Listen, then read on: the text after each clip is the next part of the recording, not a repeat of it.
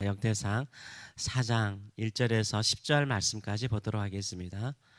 오늘 이 말씀을 가지고 고통에서 존경으로, 고통에서 존경으로 라는 제목으로 같이 은혜를 나누기를 원합니다. 성경에 보게 되면 아들이라는 단어가 나옵니다. 족보이기 때문에 좀 아들이라는 단어를 좀 이해할 필요가 있는데, 아들이라는 단어는 세 가지 의미로 쓰입니다. 첫째는 혈연적인 아들을 말하죠. 직계 아들을 말할 때도 이 아들이라는 단어를 쓰고요. 둘째로는 후손이라는 의미를 가지고 있습니다. 수천 년의 역사를 짧게 기록하다 보면 생략을 합니다. 그래서 후손이란 의미로 쓰일 때가 있습니다. 셋째로는 법적인 아들을 의미할 때도 말하고 있습니다. 혈연적으로 아들은 아니지만 법적인 상속의 아들로서, 양자로서 아들을 맞이할 때 이때도 이 아들이라는 단어를 사용합니다. 그래서 족보에 나오는 아들들은 그냥 우리로 말하면 직속 아들로, 혈연적인 아들로만 생각할 것이 아니라 이렇게 후손이라든가 법적인 아들로 해석할 필요가 있습니다. 오늘 유다의 족보는 이 보충적인 족보로 보면 좋을 것 같습니다.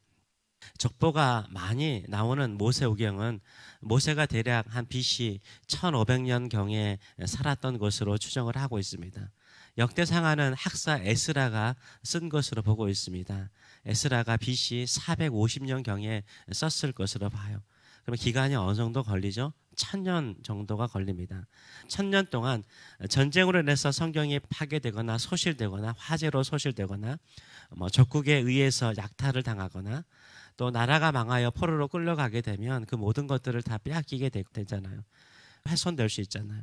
그래서 이 모세오경이 남아서 에스라가 참조해서 썼다는 것입니다. 그런데다가 여러분도 알다시피 구약 성경은 기록한 언어가 히브리어입니다. 히브리어는 모음 표기가 없습니다. 자음만 있는 문자입니다. 자음만 보고 읽는 것입니다. 그래서 모음이 없습니다. 자음만 있는 문자입니다. 그래서 1000년 동안을 읽다 보면은 변경이 일어날 수 있잖아요.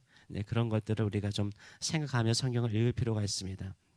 오늘은 유다 지파 가운데 한 사람이 나옵니다. 족보 가운데 이름만 언급되지 않고 그 사람의 스토리가 짧게라도 나와 있다는 것은 대단한 것을 말하고 있습니다. 유다 지파를 보게 됐는데 유다 지파만의 어떤 특별한 특징이 있습니다. 유다 지파는 한번 움켜잡으면요, 잘 놓지 않은 근성이 있는 지파입니다. 야곱이 12아들을 축복할 때, 유다를 축복할 때 이렇게 유다를 축복합니다. 창세기 49장 9절의 말씀을 보게 되면 유다는 사자 새끼로다. 내 아들아 너는 움킨 것을 찢고 올라갔도다. 그가 엎드리고 웅크림이 숫사자 같고 암사자 같으니 누가 그를 범할 수 있으랴 라고 말하고 있어요. 사자 새끼, 움크린 암사자, 숫사자로 유다를 표현하고 있어요. 사자의 특징이 뭡니까? 한번 먹이를 잡으면 절대 놓지 않아요. 그의 배를 채울 때까지 놓지 않는 것이 특징입니다. 그래서 한번 움켜잡으면 배를 채울 때까지 놓지 않는 근성을 가지고 있는 사람이 바로 유다였습니다. 그런데 이 유다는 이 근성을 누구에게 받았습니까? 야곱에게 받았어요. 야곱은요, 야복강에서 하나님을 붙잡을 때 어떻게 합니까? 자기의 환도뼈가 부러졌으며 엉덩이뼈가 부러졌음에도 불구하고요, 하나님께서 자신을 축복하실 때까지 절대 놓지 않는 근성을 가지고 있었어요. 그 근성을 가장 강하게 물려받은 아들이 유다였습니다. 또한 유다의 후손 가운데 다윗이었고요. 오늘 본문에 나오는 야베스가 이런 모습을 가지고 있습니다. 야베스는 유다 지파 형제들 사이에 존경을 받는 인물이었습니다. 어떻게 존경받는 사람이 되었을까요? 한마디로 말해서 하나님을 놓지 않고 기도하는 근성을 가지고 있었기 때문인 것입니다. 9절에서 10절의 말씀을 보게 되면 아주 유명한 말씀이죠. 야베스는 그의 형제보다 귀중한 자라. 그의 어머니가 이름하여 이르되 야베스라 하였으니 이는 내가 수고로이 낳았다 함이었더라. 야베스가 이스라엘 하나님께 아뢰어 이르되 주께서 내게 복을 주시려거든 나의 지역을 넓히시고 주의 손으로 나를 도우사 나로 환난을 벗어나 내게 근심이 없게 하옵소서 하였더니 하나님이 그가 구하는 것을 허락하셨더라 라고 말하고 있습니다. 이 야베스라는 이름을 누가 지어줬습니까? 어머니가 지어줬다라고 말하고 있습니다. 어머니가 심한 난산 중에 수고롭게 간신히 죽지 않고 어머니가 야베스를 낳은 거죠.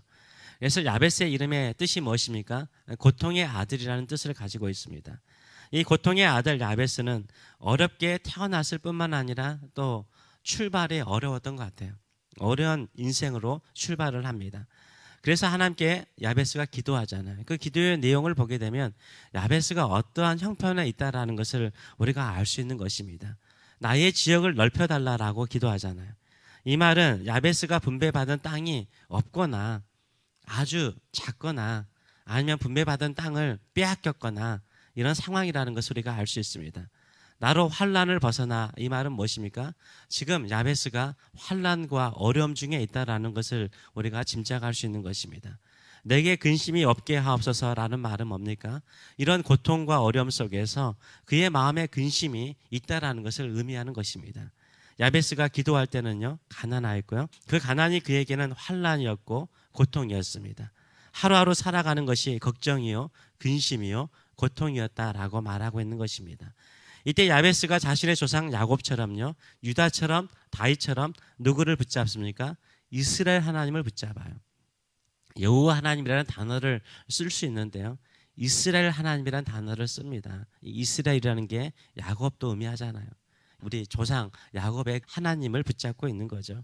이스라엘 하나님께서 자신을 축복하실 때까지 놓지 않고 간절히 기도하니까 하나님께서 응답하셨다라고 말해요. 이때 아뢰어 이르되, 이 말도요, 단순하게 그냥 기도를 했다라는 의미보다는 부르짖었다라는 의미가 더 강합니다. 그러자 이스라엘 하나님께서 야곱을 축복하신 것처럼, 유다를 축복하신 것처럼, 다윗을 축복하신 것처럼 야베스를 축복하였습니다. 이 근심이나 고통이라는 단어가 히브리어 루트가 똑같습니다. 고통이 있는 사람은요, 근심이 있습니다. 늘 근심하는 사람은 고통 가운데 있는 사람과 같은 것입니다. 야베스는 그 고통과 근심을 어떻게 극복합니까? 기도로 극복합니다. 야베스는 기도하는 사람이었어요. 야베스는 기도의 응답을 받음으로써 주변 사람들에게 존경을 받는 사람이었습니다. 사람이요, 빈곤하고 조금밖에 없으면 어떤 성향을 나타냅니까? 그 작은 것에 집착하는 경향들이 강합니다. 그래서 매우 자기 중심적일 때가 많아요. 없으면, 빈곤하면 자기 중심적일 때가 많아요. 가난한 사람의 일반적인 특징, 무시하는 건 아니니까 오해하지 마셨으면 좋겠어요. 가난한 사람의 일반적인 특징이 무엇입니까? 자신의 가난밖에 보이지 않아요. 누가 경제적으로 힘들다 그러면, 아, 나도 가난하니까 그 사람도 가난하니까 좀 불쌍하다, 이런 생각을 가질 것 같죠? 아니요. 의외로 나도 찌들게 가난한데 내 가난만 생각을 해요. 내 어려움만 생각하는 경향이 있습니다. 병든 사람의 일반적인 특징도 마찬가지죠. 자기 병밖에 보이지 않아요. 누가 심한 병에 걸렸대 그러면 나도 아픈데, 이렇게 내 병만 생각해요. 내 병만 생각하는 경향들이 있습니다. 이렇게 빈곤하면 자기 자신의 고통만 바라봐요. 자기 자신의 고통에만 집착을 하게 돼요. 그래서 생각의 폭이 좁아집니다. 마음의 폭이 좁아져요. 이것이 빈곤이 주는 저주 가운데 하나이죠. 내가 가진 것이 없거나 너무 적기 때문에 오직 나만을 생각하고 나의 고통만을 생각하는 것입니다. 야베스는요, 빈곤한 자신의 삶이 고통스러운 것이 아니라 빈곤하여 작아져가는 자기의 마음이 고통스러운 거예요. 계속해서 고통과 어려움 속에 있으니까 생각도 좁아지고 마음도 좁아지고 생활의 모든 것들이 자기 중심적으로 좁아지는 것이 고통스러운 거예요. 빈곤한 생활 속에 사는 것도 고통스러운데 마음도 좁아져요. 생각하는 것도 늘 빈곤하고 좁아져요. 이게 고통스러운 거예요. 그래서요, 야베스는 그 고통에서 자유를 얻기 위해서요, 기도하죠. 이 야베스의 기도의 본 동사는 무엇입니까? 블레스, 하나님께서 나를 블레스 해주시고 인라지, 나를 확장시켜 달라라고 기도를 하고 있어요. 이 지경이 물론 땅의 지역을 말할 수도 있습니다. 또한 마음을 더 넓혀달라는 기도가 되죠. 또 믿음을 더 키워달라는 기도가 되기도 하고요. 다른 사람을 돕고 구제하는 마음의 지경도 넓혀달라는 말이 되기도 합니다. 만약 복을 받고 쪼잔한 사람으로서 야베스가 살았다면요, 야베스는 형제들에게 사랑과 존경을 받지 못하였을 것입니다. 하나님께서 넓혀주신 그 지역을, 그 축복을 가지고 어떻게 해요? 베푸는 인생을 살아가요. 넓은 마음으로 살아갑니다. 넓은 심령으로 하나님을 의지하고 섬기게 되는 거죠. 이것이 바로 야베스가 고통을 이기는 비결이었습니다. 무엇으로 고통을 당하고 있습니까? 무엇으로 힘드니까? 인생을 살다 보면 계속해서 여러 가지 많은 일들을 겪다 보면 우리 스스로도 우리 마음이 좁아질 때가 많아요. 꿈도 좁아지고 생각도 좁아지고 오직 나의 세상 속에 갇혀있는 내 자신을 보곤 합니다. 쪼잔한 내 자신을 볼 때마다 그것이 더 고통스럽지는 않습니까? 여기에서 벗어나는 길은 무엇입니까? 하나님께 기도하는 것입니다. 천지를 창조하신 하나님, 고통 중에 있는 자들에게 자유를 주시는 하나님, 환난에서 벗어나 우리를 참된 평안으로 인도하시는 하나님께 기도하시는 저와 여러분 되시길 축원합니다. 그 기도가 무엇입니까? 나를 축복하셔서 나의 지경을 넓혀주셔서 내 생각을 좀 넓혀주셔서 내 마음을 넓혀주셔서 나의 삶의 지경을 넓혀주셔서 그리하여서 많은 사람들에게 하나님의 사랑을 하나님의 넓은 마음을 전하는 저의 삶이 되게 하여 주시옵소서. 이런 사모하는 마음을 가지고 살아가시는 저와 여러분 되시길 축원합니다. 기도하겠습니다.